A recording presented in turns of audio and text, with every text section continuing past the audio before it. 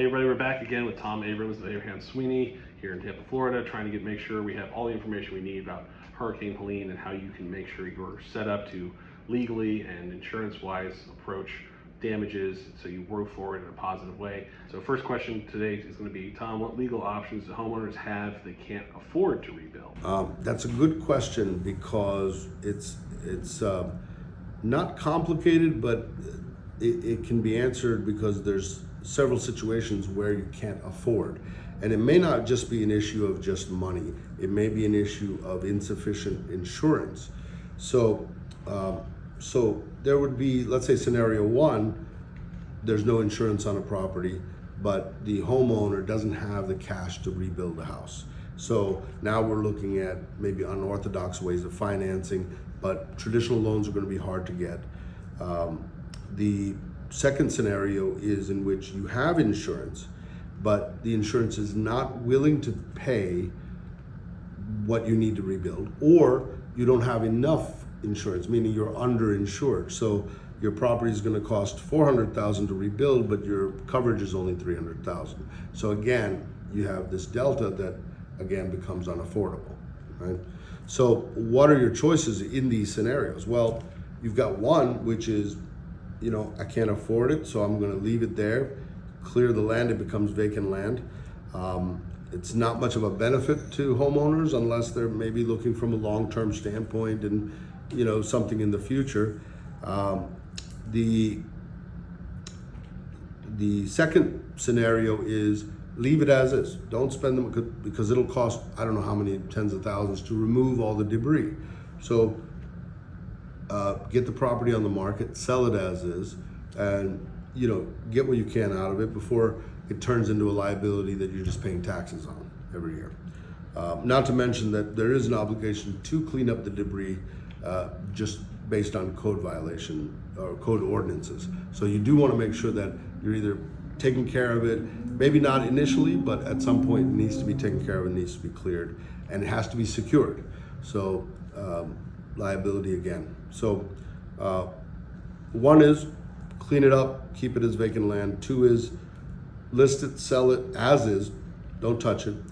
One of the more common problems is you run into this affordability issue, but the loan you have on the property exceeds the amount of money you're going to get from the insurance. So what do you do there? Because you're not going to get enough money from insurance to pay your debt.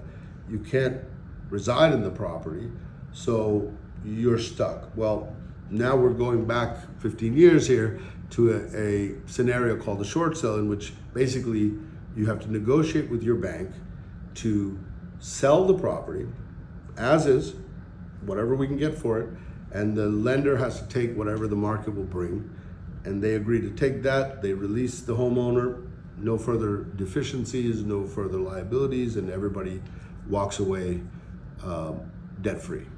So that's basically the three. So it's, sell as is, sell as a short sale if you've got too much debt on it, and then third option is hold it, but maintain it. Okay.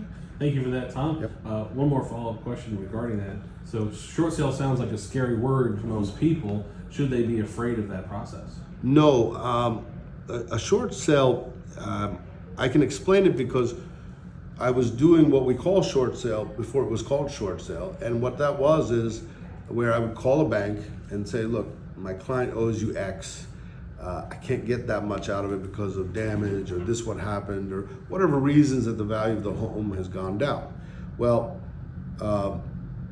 the banks used to just simply do a very quick analysis and look at it and go, okay, fine, let's settle it and you're done in a day. That's how it used to be. Once the recession started in 2008 recession, the volume of these became so large that they had to kind of systemize the whole thing, where now we got a name for it. It's a process, but it's not that it's a difficult process. It's just a lengthy process. So you have to take time, meaning the lender wants to send somebody here to look at the property, make sure that what we're telling them is truthful, right? So they can come see it, they can verify everything, and then it's a matter of valuation. How much is the property worth as is, with the damage, etc. So once we can determine a value, to the property, and we can get the lender to agree to that value. The second part is, now we got the property done. The second part is saying, well, you as the borrower, do you have enough money and enough income to not only keep paying this mortgage to a house that you can't live in, plus another house that you have to go rent or buy? And if you can, it'll be difficult to qualify, but I don't think most people can afford to keep on maintaining 2 different houses or more with expenses based on income. So as long as we're able to show them that the home expense exceeds 35% of the revenue, then usually they consider that to qualify as short sale. So depending on the lender, but it's usually right around that percentage. Great, thank you so much, Tom, appreciate it. That was Tom Abraham with Abraham Sweeney Law Firm here in Tampa, Florida. Just making sure we're all updated on the options available to you after the Hurricane Helene hit your property, and what your options are to rebuild. And if you can't afford to rebuild, what those options are as well.